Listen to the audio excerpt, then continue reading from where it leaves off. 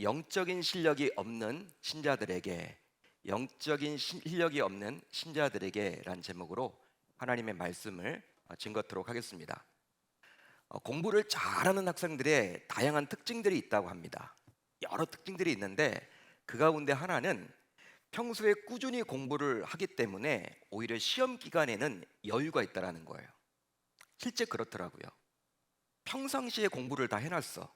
그래가지고 시험 기간에는 오히려 시간이 좀 남습니다. 아이들이 여러분 그렇더라고요. 제가 예전에 유튜브 영상에서 공부의 신이라 불렸던 어떤 분의 이야기를 들은 적이 있었는데요. 아마 여러분들이 다 아실 거예요. 이분은 하나도 넘기 힘든 고시를 무려 3개나 패스했습니다. 3개나 패스했어요. 여러분 우리나라 행정고시, 외무고시, 사법시험 다 여러분 고시 아닙니까? 한 가지만 합격하기도 힘든데 이분은 무려 3가지를 합격했더라고요. 그런데 평소에 꾸준히 공부를 했기에 오히려 시험이 다가올수록 긴장하지 않는 것이 중요하기에 이분은 오히려 시험 앞두고 음악도 들었대요. 마음을 안정시키기 위해서 음악도 잘 듣고 또 가벼운 운동도 했다라는 이야기를 하셨습니다. 우리가 보기에 오히려 시험 날짜가 가까이 오게 되면 긴장한 나머지 또 부족하다, 공부가 잘 부족한 것 같다, 이런 마음으로 인해서 아무리 가벼운 운동이라도 쉽게 시도할 여력을 갖추지 못하죠. 또 음악을 어떻게 듣겠습니까? 불안한데. 근데 이분은 그냥 평상시에 공부를 꾸준히 해왔기 때문에 여러분 그렇게 시간을 잘 활용했다, 그 이야기를 하셨습니다. 여유를 부릴 수가 있었다라는 거예요. 이분은 우리와 다르게 이처럼 평소에 꾸준히 공부하는 것이 결과적으로 좋은 결과를 이루고 진정한 실력자가 되는 비결이라고 생각을 해봅니다. 실제로 저 자신도 학창 시절에 벼락치기 공부를 해봤어요. 벼락치기 공부 아마 여러분들도 한두 번쯤은 다 해보셨죠. 초치기도 해봤고 내일 시험인데 전날부터 밤을 새서 제가 공부하기도 했습니다. 실제 그렇게 공부했더니 성적이 조금 오르기도 했습니다. 반짝이죠, 반짝. 성적은 좀 올랐어. 그런데 그 공부가 오랫동안 머릿속에 남아있지는 않더라고요. 또 잊어먹었습니다. 다음에 또 시험을 볼 때는 또 정리를 다시금 해야만 했습니다. 따라서 진정한 실력으로 남으려면 꾸준히 공부하는 것이 중요해요. 벼락치기는 안 되는 것 같아요. 자, 그렇다면 공부만 과연 그럴까요? 우리 신자들의 신앙생활은 어떻습니까? 한마디로 신앙생활에 있어서도 벼락치기가 가능할까요? 여러분들은 어떻게 생각을 하십니까? 여러분들은 과연 어떻게 생각을 하십니까? 벼락치기가 가능하다고 생각을 하십니까? 신앙에 있어서도? 영적인 실력을 기르기 위해서 그렇다면 우리는 과연 무엇을 해야만 하는 것일까요? 영적인 실력, 뭘 해야만 하는 것일까요? 제자 훈련을 받으면 되는 것일까요? 예배에 잘 참여하면 되는 것일까요? 아니면 성경을 많이 읽으면 되는 것일까요? 무엇이라고 여러분들은 생각을 하십니까? 이제 오늘 말씀을 통해서 이 질문에 대한 답을 듣고 돌아가는 귀한 시간이 되었으면 좋겠습니다. 자, 오늘 말씀은 천국 비유로서 일명 열처녀의 비유입니다. 열처녀의 비유다.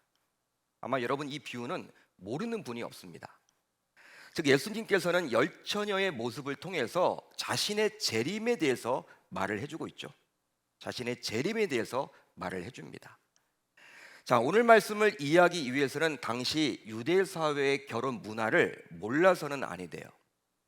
요즘 우리 시대의 결혼은 한 장소를 택해가지고 필요형까지 1시간에서 2시간 정도면 모든 결혼 예식이 다 끝나죠. 요즘은 그렇잖아요. 1시간에서 2시간이면 결혼 예식이 다 끝납니다. 하지만 당시 유대 사회의 결혼은 평균적으로 일주일 정도 지속되었다는 거예요. 일주일 정도. 대단했죠, 여러분? 축제입니다, 축제. 한마디로 인생에 있어서 가장 큰 축제예요. 보통 우리는 하루를 해가 뜨는 시점부터 시작한다고 여기죠. 해가 뜨면 하루가 시작된다, 그렇게 여기는데 유대인들은 우리와 사고방식이 좀 다릅니다. 해가 지면 그때부터 하루가 시작되는 거예요. 유대인들은 우리와 다르죠. 따라서 결혼식도 낮이 아니라 밤에 시작을 합니다.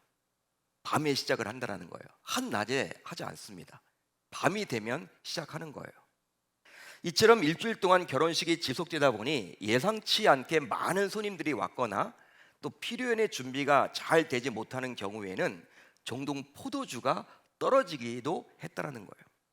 그러니까 준비한 것보다도 더 많은 그런 하객이 오게 되면요, 포도주가 금방 떨어져요. 또 어떨 때는요, 잘 예상을 하지 못하거나 준비가 부족하면 하루 이틀 지나고 나서 포도주가 떨어지는 경우도 다반사였다라는 거예요. 마치 요한복음 2장에 나와 있는 가나의 혼인잔치처럼 말입니다. 신랑은 이제 친구들과 먹고 마시며 시간을 보내다가 한밤중에 신부의 집으로 행했다고 합니다. 한밤중에 다른 곳에 있다가 이제 신부의 집으로 향하는 거예요. 그동안 신부는 들러리인 자신의 친구들과 함께 순백색의 옷으로 갈아입고 신랑이 올 때를 대비해서 등을 준비해서 신랑이 올 때 밝힐 준비를 했다라는 거예요. 여러분, 한밤중에 신랑이 오기 때문에 환하게 밝혀줘야 하는데 그 당시 뭐 지금처럼 뭐 가로등이 있습니까? 뭐 전기가 있습니까? 뭐 전구가 있습니까? 여러분, 등에다가 이제 불을 밝힐 수밖에 없는 상황이죠. 그 등이 뭐 우리가 들고 다니는 뭐 이런 후레쉬 같은 등 그런 게 아니라 뭐 등불 그 정도가 아니라 횃불로 보시면 돼요. 횃불에다가 여러분 손뭉치를 뭉쳐가지고 거기다 기름으로 뭉쳐서 불 비치는 그런 것입니다. 바로 신랑이 언제 올지를 알 수 없기 때문에 항상 그렇게 대비하고 준비를 해야만 했다라는 거예요. 신부와 그들의 친구들인 들러리들이. 만약 신부의 들러리 중 등을 준비하지 않았다면 불순한 의도를 가졌다고 여겨졌기에 들러리로 설 수가 없었습니다. 그리고 신랑이 오게 되면 들러리는 밖으로 나가서 일사불란하게 등으로 환히 비추면서 신랑이 신부의 집에 안전하게 올 수 있도록 해야만 했죠. 안전하게. 넘어지지 않도록. 신랑이 여러분 중요하니까. 그 다음에 문을 꼭 닫았다고 합니다. 문을 닫았다라는 거예요. 신부집 문이 여러분 닫히는 거예요. 왜냐하면 당시 이런 혼인잔치를 노리는 강도떼들이 많았기 때문에 문을 닫아버렸습니다. 그런데 오늘 말씀을 잘 보게 되면 신부의 들러리가 몇 명이라고 나와 있습니까? 몇 명이라고 나와 있어요? 10명이라고 나와 있죠. 10사람이었다. 어떤 분들은 왜 신부의 들러리가 10명인지에 대해서 목숨을 거는 분들이 있어요. 실제 그래요. 왜 10명일까? 아니, 성경 말씀에 10명이라고 나와 있으니까 이건 과연 뭘까? 막 분해하고 분석합니다. 그리고 막 주석도 찾아봅니다. 그렇지만 답은 없어요. 왜 10명인지는 몰라요. 그게 중요한 게 아닙니다. 실제 10이라는 숫자에 꽂혀서 예수님께서 해주신 이 비유의 참된 의미를 놓치는 경우들이 참 많다는 것이죠. 10명이 중요한 게 아닙니다. 여러분, 거기에 꽂혀가지고 왜 10명일까? 여러분 앞으로 나가지 못하는 경우들이 있는데 그거에 집중하지 마십시오. 여러분, 하나님께서 예수님께서 이 비유를 해주신 진짜 이유를 놓치기가 쉽다라는 거예요. 그 10명에 집중하다 보면 오히려 중요한 것이 있다면 신랑이 누구인지를 의미하며 또 신부와 10명의 들러리는 과연 누구냐가 중요하다라는 거예요. 누구냐? 신랑은 누구고 신부와 들러리들은 과연 누구냐? 이게 더 중요합니다. 실제로 이 비유에 나오는 신랑은 바로 예수 그리스도를 말하죠. 예수 그리스도를 말하는 거예요. 그리고 신부와 10명의 들러리는 바로 신앙생활을 하는 저와 여러분들을 가리킵니다. 신자라는 거예요. 신자들이다. 불신자가 아닙니다. 자, 그런데요, 10명의 들러리 중 5은 미련했고 5은 슬기로웠다라고 성경은 말을 해주고 있어요. 미련함, 슬기로움. 예수님께서는 미련함 그리고 슬기로움 이 두 단어를 대조적으로 지금 사용해주고 있죠. 5명은 어리석었고 5명은 또 슬기로웠다. 따라서 이런 예수님의 말씀대로라면 미련한 신자가 있고 또 슬기로운 신자가 있다는 거예요. 이건 제가 하는 말이 아니라 우리 주님께서 직접 해주신 말씀입니다. 같은 신자가 아니라는 거예요. 미련한 신자가 있고 슬기로운 신자가 있다는 거예요. 한마디로 같은 교회에서 신앙생활을 하는 신자지만 어떤 신자는 미련하고 또 어떤 신자는 슬기롭다는 거예요. 그것도 정확하게 5대5로 나뉘죠. 5대5로 나뉩니다. 여러분들은 특별히 이 금요성령 집회에 나오신 여러분들은 미련한 신자가 아니라 슬기로운 신자가 다 되실 수 있기를 우리 주님의 이름으로 축원합니다. 축원합니다. 아멘을 크게 하셔야죠. 여러분, 기왕 신앙생활 우리가 열심히 하는데 우리 하나님 앞에 나아갔을 때, 하나님 앞에 딱 섰을 때 미련한 신자로 여러분 서게 되면 어떻게 되겠습니까? 저와 여러분들 모두 다 슬기로운 신자가 다 되셨으면 좋겠어요. 자, 그렇다면 예수님은 과연 어떤 기준으로 미련하고 또 슬기롭다고 구분을 지었을까요? 이것은 목사의 말이 아니라 우리 인간의 판단 기준이 아니라 예수님께서 이렇게 구분을 지어 주셨습니다. 어떤 기준에 따라서 구분을 지어 주셨을까요? 바로 신부의 들러리로서 필수적으로 가지고 있어야 할 등과 함께 등을 밝힐 충분한 기름을 가지고 있느냐, 그렇지 못하느냐에 따라서 슬기로울 수도 있고 또 미련할 수도 있다는 거예요. 기름을 충분히 가지고 있느냐, 가지고 있지 않느냐, 그것에 따라서 슬기로울 수도 있고 미련할 수도 있다는 거예요. 그런데 오늘 말씀을 보게 되면 한 가지 흥미로운 포인트를 발견할 수가 있는데요. 자, 5절을 볼까요? 우리 한번 함께 읽겠습니다. 5절 시작. 신랑이 더디옴으로 다 졸며 잘세. 다 졸며 잤다는 거예요. 미련한 들러리들만 잔 게 아니라 슬기로운 들러리들도 역시 잤다는 거예요. 다 졸며 잘세. 슬기로운 처녀들이나 미련한 처녀들이나 그들 모두 신랑을 기다리다가 잠을 자버렸어요. 잠을 잤다라는 거예요. 기다리다가 지쳤겠죠. 따라서 예수님은 잠을 잔 것 그 자체를 책망하지는 않으십니다. 뭐라 하지는 않으세요. 바로 등과 함께 기름을 준비하고 잤다면 잔 것 그 자체가 잘못은 결코 아니기 때문이죠. 하지만 준비할 것을 준비하지 않고 그냥 잤다면 후에 반드시 문제가 생길 거예요. 문제가 될 것입니다. 마치 시험 준비를 모두 끝내고 잤다면 그것이 문제가 되지 않지만 전혀 준비하지 않고 잤다면 이제 시험은 잘 못 볼 수밖에 없는 것이죠. 잘 볼 수가 없는 것이죠. 그 결과는 자신이 책임져야 하는 것이죠. 오히려 그런 자는 이 세상에서도 질책받아 마땅합니다. 마찬가지로 영적으로도 마찬가지라는 거예요. 그러니까 준비하는 상태에서 잔다면 이건 아무런 여러분 질책거리가 되지 않지만 준비를 해야 되는데 준비 없이 잤다면 이것은 나중에 자신이 책임져야 한다는 거예요. 자, 그렇다면 신자인 들러리가 들고 있던 등은 과연 무엇을 말하는 것일까요? 들러리가 여러분 등을 이렇게 가지고 있었죠? 신랑이 올 때 비췄습니다. 그렇다면 그 등은 과연 뭘 뜻하는 것일까요? 바로 눈에 보이는 신앙의 외형적인 모습을 말합니다. 눈에 보이는 신앙의 외형적인 모습이 바로 등이라는 거예요. 즉 경건의 모습이라고 감히 말할 수 있겠죠. 경건의 모습이다.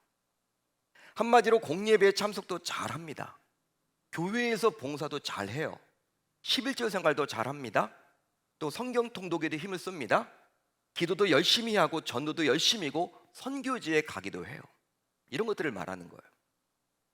즉 이런 눈에 보이는 신앙의 모습이 있기에 정말 믿음이 좋다라고 주변 사람들이 인정하기까지 해요. 아마 이런 분이 있다면 금방 안수 집사님 되시고 권사님 되시고 장로님이 되시겠죠. 야, 그분은 믿음이 좋아. 모든 공예배 다 나와 보세요. 금방 여러분 되겠죠. 모든 봉사에 다 여러분 참여해 보세요. 금방 되겠죠. 모든 양육 훈련에 다 참석한다. 교회에서 하라는 것은 다 한다. 금방 사람들 눈에 띄기 때문에 야, 저분은 믿음이 참 대단하나 봐. 나랑 틀려. 여러분 이렇게 사람들 칭찬을 받을 거라는 것이죠. 실제로 교회 내에서 신자인 우리에게 믿음 좋은 분을 알려달라고 이야기를 하면 방금 전에 말씀드렸던 눈에 보이는 외형적인 모습에 맞는 분들을 사람들은 이야기할 것입니다. 그런 사람들을 추천하겠죠. 하지만 정말 그런 신앙의 외형적인 모습이 있다고 해서 믿음이 좋다고 단정 지을 수 있을까요? 여러분 어떻게 생각하십니까? 물론 믿음이 좋은 분들은 대개 그런 신앙의 외형적인 모습으로 드러나기는 하지만 그렇다고 해서 즉 신앙의 외형적인 모습을 갖추었다고 해서 무조건 믿음이 좋은 것은 아니라는 거예요. 모든 공예배 다 나왔다. 여러분 자기 의지를 가지고 나올 수 있어요. 믿음하고는 상관없이 자기 열심으로 나올 수 있습니다. 여러분 성품상 오주한 분들이 있어요. 여러분 막 남들과 뭐 다투기를 싫어하고 성품상 타고난 성격이 여러분 이렇게 착한 분들이 있어요. 그런 분들은요 순종도 잘하죠. 집사님 뭐 좀 해주십시오. 그분들은 거절을 못해. 근데 여러분 그게 믿음이냐는 거예요. 과연 어떻게 생각하십니까? 하지만 그렇다고 해서 즉 신앙의 외형적인 모습을 갖추었다고 해서 분명한 것은 무조건 믿음이 좋다라고 말할 수는 없다라는 거예요. 또 들러리가 들고 있는 등은 어떤 의미에서 보게 되면 직분이라고 말할 수도 있습니다. 직분이다. 즉 목사, 전도사, 장로, 권사, 집사, 교사, 찬양 대원과 같은 직분들이에요. 물론 이런 직분은 너무나도 귀하죠. 정말 소중합니다. 실제 어떤 교회는 직분의 폐가 크다고 이야기를 하면서 직분이 폐가 크다, 이 경쟁 관계가 된다, 다들 그냥 순수하게 섬기는 게 아니라 교회를 장로 되기 위해서 섬기는 것 같다, 권사 되기 위해서 섬기는 것 같다. 그러다 보니까 장로가 되고 나서 권사가 되고 나서 안수집사가 되고 나서는 뭔가 다 이룬 것처럼 사람이 바뀌더라, 이런 좋지 않은 폐가 있다고 하면서 오히려 아예 없애버리려고 했습니다. 어떤 교회는 아예 없애버렸어요, 직분을. 그렇지만 이것은 지극히 인간적인 결정이라고 할 수 있어요. 실제 여러분 직분 없는 교회들이 있죠. 그냥 교회에서 무조건 형제요 자매요 부르는 교회들이 있습니다. 나이가 60이 넘었는데도 형제님 자매님으로 부르는 교회가 있다니까요. 왜? 직분의 폐가 크다라는 이유로. 이것은 여러분 지극히 인간적인 모습이에요. 인간적인 판단 결정입니다. 왜냐하면 성경을 보게 되면 직분이 나옵니까 안 나옵니까? 엄연히 직분이 나오기 때문이죠. 그러니까 우리도 성경대로 해야 되는 거예요. 그렇지만 이런 직분이 곧 영적인 실력을 보장해 주지는 않습니다. 그분은 장로님이네, 그분은 권사님이네, 그것도 아버님도 장로님이었고 어머님도 권사님이었고 본인도 장로고 아내도 권사래, 몇 대째 믿는 가정이래. 이렇게 사람들은 그분이 영적인 실력이 있다라고 착각하지만 실제 그것이 영적인 실력이 있다라고 보장해 주지는 않는다는 거예요. 쉽게 말하면 사람들은 속일 수 있지만 하나님께서는 결코 속지 않으십니다. 여러분 목회를 비교적 건강하게 하시고 은퇴마저 명예롭게 하신 어떤 연로한 목사님께서 우리 목회자들에게 해준 말씀이 있습니다. 저도 그 말씀을 항상 마음에 새기고 다니는데요. 바로 아무리 목사요, 전도사요, 장로요, 권사요, 집사라 하더라도 3분 정도, 아니 5분 정도 기도하는 내용을 들어보면 영적인 실력이 다 드러난다는 거예요. 여러분 기도를 들어보면 다 알죠. 이분이 평상시에 기도하는 분인지 아닌지 금방 안다라는 거예요. 실제로 기도를 들어보면 기도자의 영적인 실력이 그대로 나타나죠. 따라서 그런 중요한 직분을 가지려면 적어도 신앙생활을 수십 년 동안 해야 할 텐데 그렇게 오랫동안 신앙생활을 했더라도 그것 자체가 영적인 실력을 보장하지는 않음을 우리는 알아야만 하는 것입니다. 그러기에 그런 소중한 직분을 가진 신자라 하더라도 평상시에 꾸준히 하나님과 깊은 영적 교제를 하지 않는다면 아무리 직분자라 하더라도 믿음이 좋다라고 말할 수는 없는 거예요. 사람들은 믿음이 좋다라고 이야기합니다. 그렇지만 하나님은 속지 않겠죠. 그러기에 오늘 말씀은 여러분들 뿐만 아니라 목회하는 저에게도 주신 하나님의 메시지라는 거예요.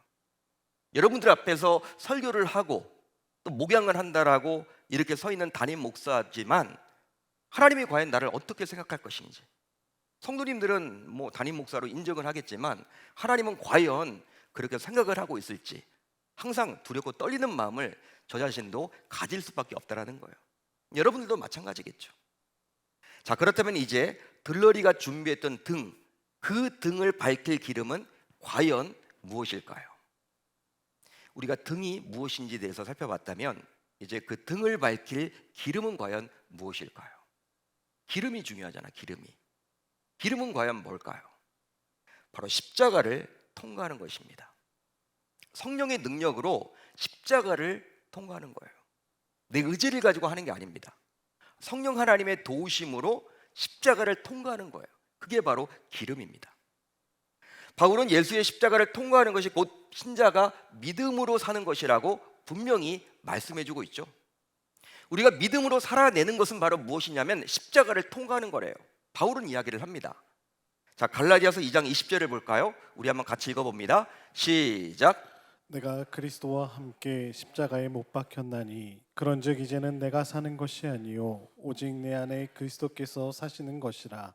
이제 내가 육체 가운데 사는 것은 나를 사랑하사 나를 위하여 자기 자신을 버리신 하나님의 아들을 믿는 믿음 안에서 사는 것이라. 아멘.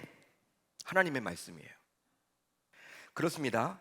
2000년 전 아무런 죄가 없으신 하나님의 아들이었던 예수 그리스도께서 십자가에 달려 죽으셨어요. 예수님은요, 죄가 없으신 분이야.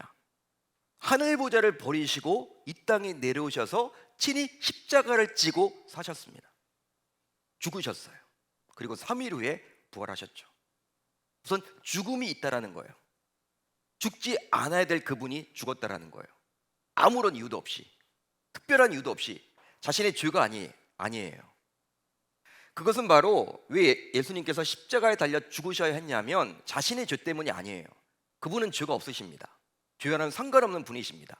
그렇지만 첫사람 아담 이후로 죄의 DNA를 가지고 살아가게 된 우리 인간의 죄를 대속하기 위해서 죄가 없으신 예수님께서 십자가에 달려 죽으셨다라는 거예요. 이 대속을 위해서 우리가 마땅히 달려서 죽어야 할 십자가에서 하나님의 아들인 그리스도가 대신 죽으신 것입니다. 그러니까 우리가 여러분 십자가에 달려야 돼. 우리가 죄인이니까. 자기가 여러분 죄를 지었으니까 자기가 책임을 져야 한다는 거예요. 근데 우리 대신에 누가 십자가에 대신 돌아가셨습니까? 예수 그리스도. 그게 대속의 은혜죠. 따라서 예수를 믿는 믿음 안에서 살아가는 것은 이제 단순히 예수의 십자가 죽음을 역사적인 사실로만 받아들이는 것이 아니라 바로 예수가 달린 십자가에 자기 자신도 함께 못 박아 죽는 것입니다. 이게 여러분 믿음이라는 거예요. 여러분, 예수님이 십자가에 달려 죽으셨다, 이걸 역사적인 사실로만 믿지 마세요. 그건 믿음 아닙니다. 여러분, 역사적으로 여러분 돌아가셨죠. 당연히 그건 세상 불신자들도 아는 거예요. 믿는 거예요. 예수님을 여러분 다 그게 신화의 존재가 아니잖아요. 위인전에도 나오잖아요. 역사책에도 나오잖아요. 예수의 십자가가 여러분 죽었다, 다 여러분 세상 세계사책에도 다 나오는 내용입니다. 근데 우리는 여러분 예수의 십자가의 죽음을 받아들일 때 단순히 역사적인 사실로만 받아들이는 경우들이 많은데, 그렇게 여러분 그것을 믿으시면 안 되고 오히려 예수가 달린 십자가에 자기 자신도 함께 못 박아 달려 죽어야만 하는 거예요. 그걸 여러분 우리가 믿음이라고 이야기하는 것이죠.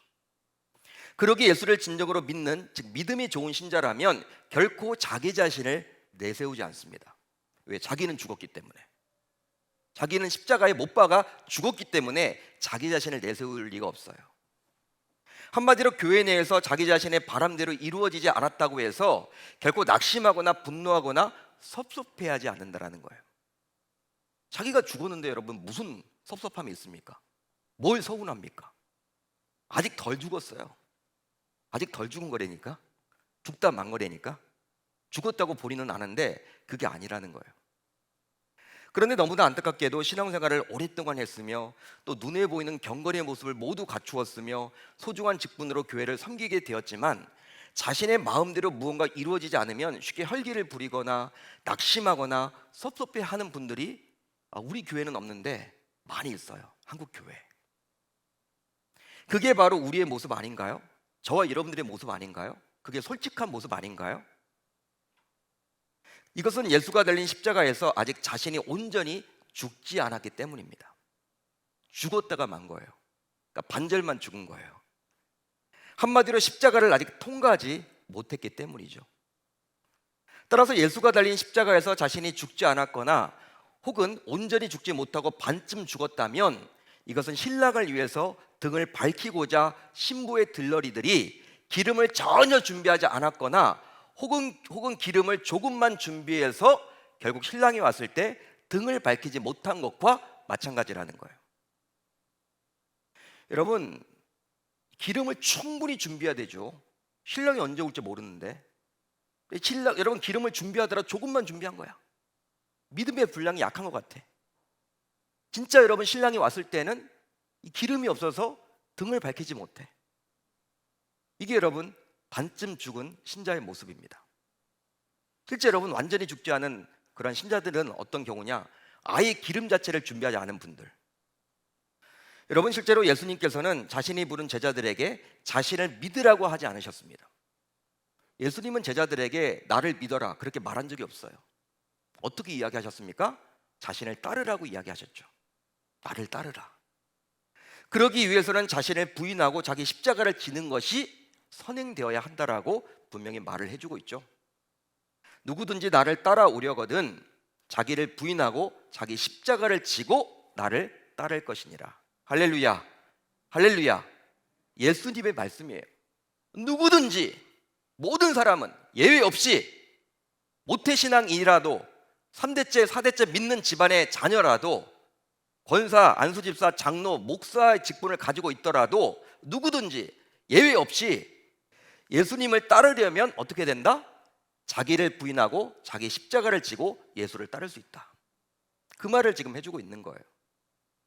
즉 예수를 따르기 위해서는 예외 없이 어느 누구나 반드시 자기를 부인해야 하며 또 자기 십자가를 져야만 하는 거예요. 목회자인 저도 마찬가지고 3대째 믿는 저도 마찬가지고 제 자녀들은 이제 4대째 믿는 가정 아니에요.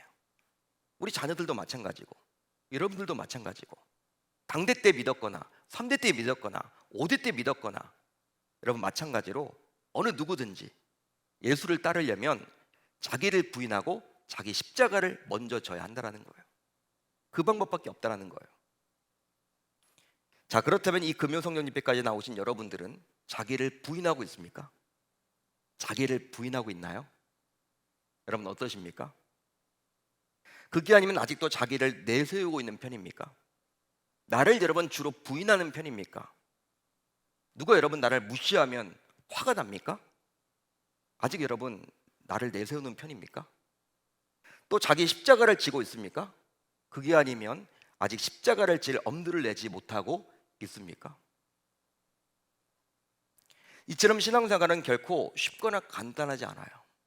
쉽거나 간단하지 않습니다. 바로 종교생활과 분명히 다르기 때문이죠.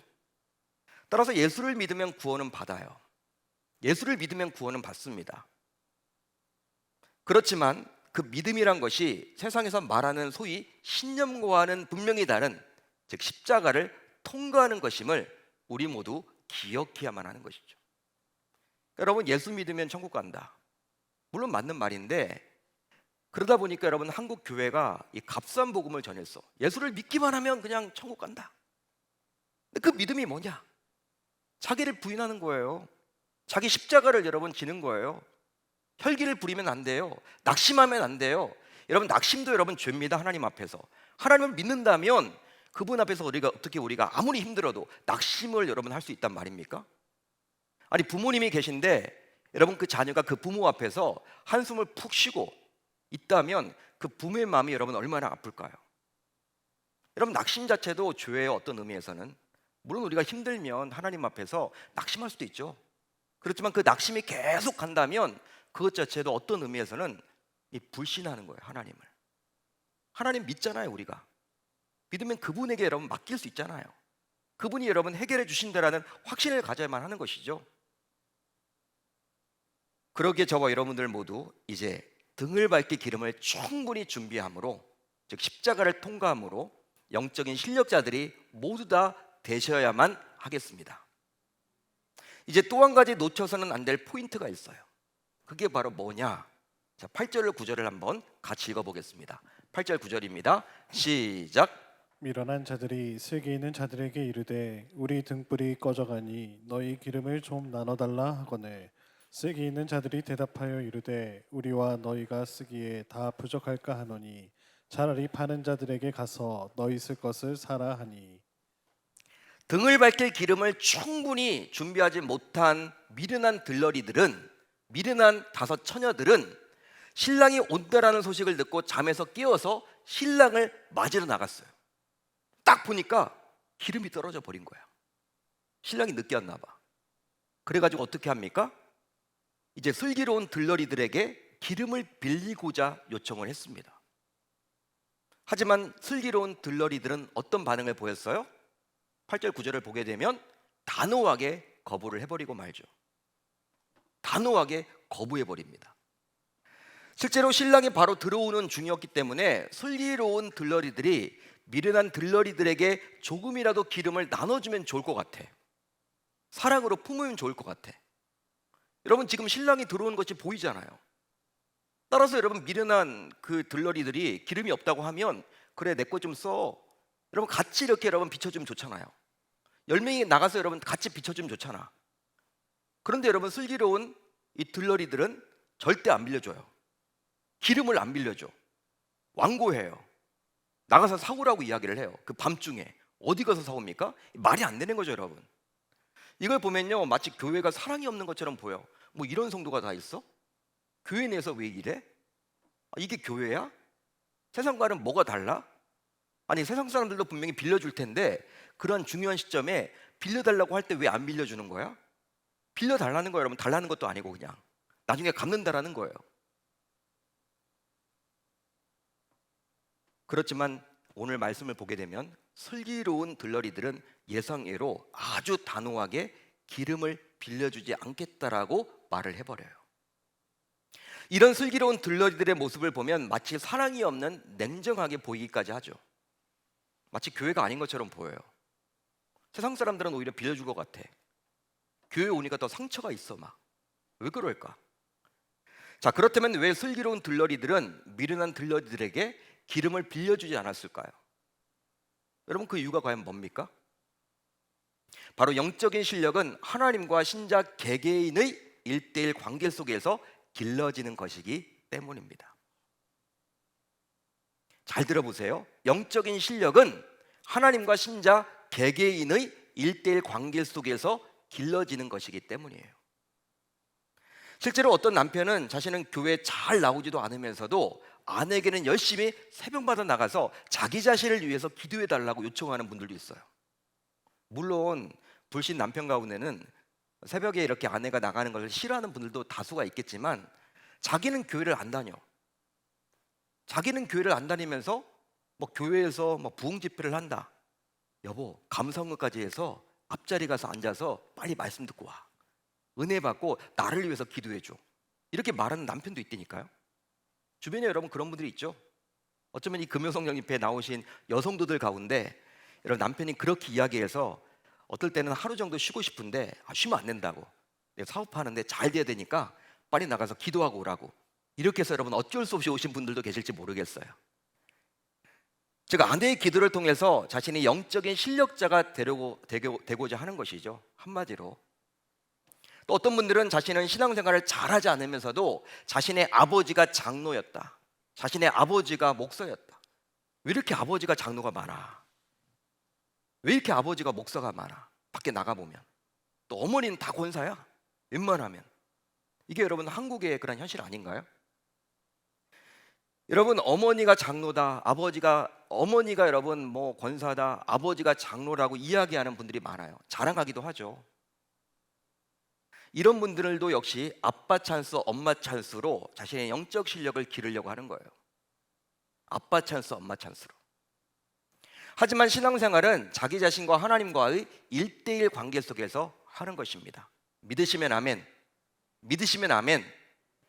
물론 집안 분위기가 대대로 기독교 집안이라면 신앙생활을 하기가 좀 더 수월할 수는 있겠지만 그렇다 하더라도 자기 자신이 십자가를 통과해야지 부모가 혹은 배우자가 십자가를 대신 통과할 수는 없다라는 거예요.